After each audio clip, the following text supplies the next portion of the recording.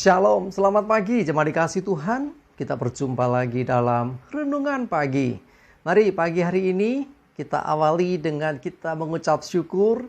Lalu kita akan bersama-sama juga tentunya merenungkan firman Tuhan. Karena firman Tuhan mendasari akan setiap aktivitas kita. Dengan firman Tuhan kita mendapatkan petunjuk, kita mendapatkan pedoman bagi hidup. Dengan firman Tuhan juga maka kita melangkah di dalam iman. Ya, karena firman Tuhan adalah kebenaran dan firman Tuhan inilah yang akan menuntun dan menerangi setiap langkah hidup kita.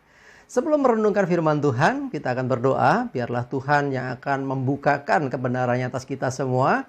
Tuhan yang mengurapi kita, memampukan kita menangkap rema yang dari Tuhan. Dan lebih lagi kita akan mengerti kehendaknya serta melakukan kebenaran firman Tuhan di dalam hidup kita. Mari kita berdoa terlebih dahulu. Bapa di surga, kami datang ke hadirat-Mu di awal pekan ini. Kami mengucap syukur ya Tuhan untuk segala perlindungan penyertaan-Mu dalam hidup kami. Dan kami pun percaya hari ini pun Engkau yang akan menuntun dan menyertai langkah hidup kami. Dan saat ini kami akan merenungkan firman-Mu. Tuhan, mari Engkau yang menyingkapkan, menyatakan, membukakan kebenaran firman-Mu atas kami semua. Buat kami bisa menangkap, mengerti, dan tentunya menghidupinya, melakukannya di dalam hidup kami. Terima kasih ya Tuhan. Di dalam nama Tuhan Yesus kami bersyukur dan berdoa. Amin. Mari jemaat dikasih Tuhan, kita akan buka Alkitab kita. Renungan pagi hari ini sampaikan dari Filipi 4 ayat 8. Saya bacakan. Jadi akhirnya saudara-saudara yang benar.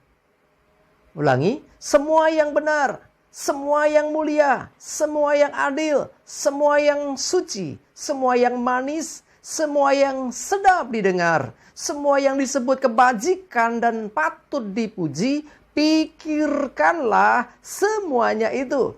Ya, kita mengajarkan kepada kita supaya kita berpikir positif. Ya, kita tahu tadi ya, yang benar, yang mulia, yang adil, yang suci, yang manis, yang sedap didengar, kebajikan, yang patut dipuji. Ya, semua yang positif itu yang semestinya kita pikirkan. Hati-hati, seringkali kita lebih mudah memikirkan yang sebaliknya, yang tidak benar, yang hoax, ya, sesuatu yang negatif. Ya, disadari atau tidak, cara kita merespon terhadap satu berita misalnya. Ya, kita akan lebih cenderung seringkali orang akan cari berita yang heboh, bahkan benar atau tidaknya nanti dulu. Ya, apalagi yang negatif. Ya, seringkali dapat laporan tentang misalnya nih laporan pembangunan dibandingkan dengan berita tentang terjadinya kecelakaan. Orang akan cari berita yang kecelakaan gitu kan. Yang negatif cepat sekali responnya, yang positif nanti dulu. Ya, hati-hati. Ya, kita seringkali mudah sekali dipengaruhi oleh karena apa yang negatif daripada yang positif. Tetapi firman Tuhan mengingatkan, janganlah kita ya sampai berseberangan dengan firman ini. Jadi pikirkan yang benar, pikirkan yang positif, yang baik. Kalau kita memikirkan apa yang baik, itu akan mempengaruhi akan hidup kita. Cara kita berperilaku, berucap, bertindak, itu akan sangat dipengaruhi oleh pikiran kita. Kalau pikiran dipenuhi dengan kekhawatiran, ketakutan, hal-hal yang negatif, ya artinya apa? Seringkali orang akan bersikap pesimis.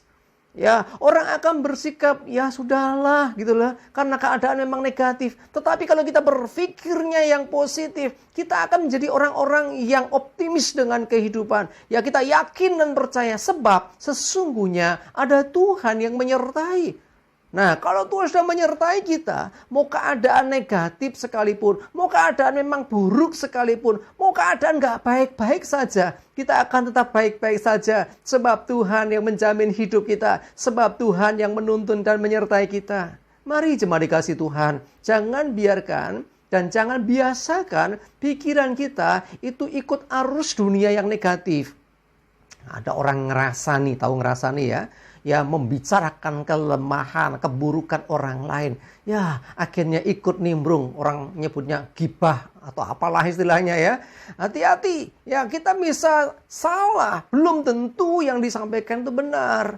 Apalagi kita nggak tahu kebenarannya, ikut-ikutan saja. Ya, mari belajar justru kalau ada orang terlebih lagi membicarakan kelemahan saudara seiman misalnya. Oh si A itu loh ke gereja itu cuman ikut-ikutan. Si A itu loh ke gerejanya kalau sedang ada butuhnya, ada masalah. Oh si B itu loh nggak pernah malah ke gereja, lama cuman kalau Natal atau pas perayaan saja. Itu kan gibah, itu kan hal yang negatif. Kenapa kita nggak menetralisir? Ya, kalau ada orang ngomongin saudara kita, dinetralisirkan, dibuat jangan sampai membicarakan yang negatif. Ya, justru ketika itu nggak pernah ke gereja itu, kalau datang cuman itu pas hari tertentu. Coba dengan positif, itu justru kesempatan kita. Ayo kita ajak, ayo kita kuatkan. Kan demikian, bukan diomongin, bukan justru kita mikirnya, ya dia itu kok cuman begini, cuman begitu. Hati-hati jemaat dikasih Tuhan. Biasakan untuk berpikir positif.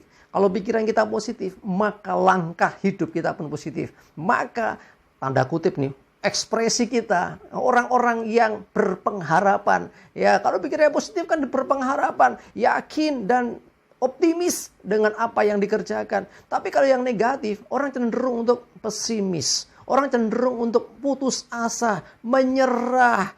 Ya lemah, lah siapalah kita, akhirnya tidak berbuat apa-apa. Inilah yang menghancurkan hidup kita. Sebaliknya, yuk, Rasul Paulus mengingatkan kepada jemaat di Filipi. Jadi akhirnya saudara-saudara, semua yang benar, semua yang mulia, yang adil, yang suci, yang manis, yang sedap didengar, yang disebut kebajikan dan patut dipuji, itulah yang harus kita selalu pikirkan.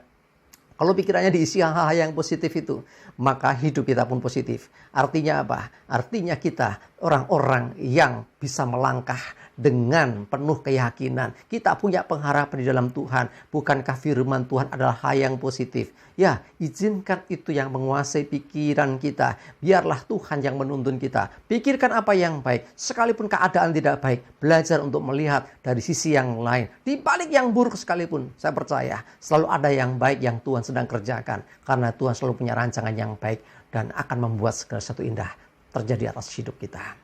Amin. Kita berdoa.